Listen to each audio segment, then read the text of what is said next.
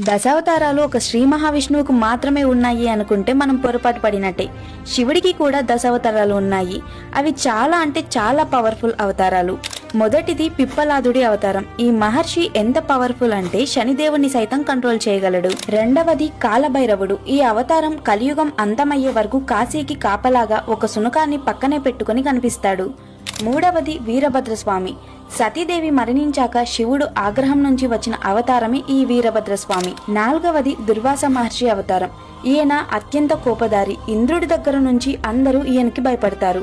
ఐదవది అర్ధనారీశ్వర అవతారం. సృష్టి ఆరంభం కోసం శివుడు ధరించిన అవతారం. ఆరవది అశ్వత్థామ అవతారం.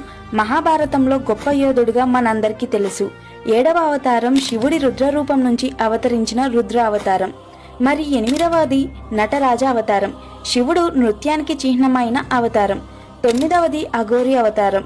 భూతనాథుడుగా పేరు పొందిన శివుడికి అంకితం అయ్యే అవతారం. 10వ అవతారం ద మోస్ట్ పవర్ఫుల్ అవతారం హనుమాన్. హనుమంతుడు బలం, ధైర్యం, భక్తి మరియు నిస్వార్థ సేవకు చిహ్నం. హనుమంతుడు లేకుంటే రామాయణమే లేదంటారు. అంత పవర్ఫుల్ అవతారం.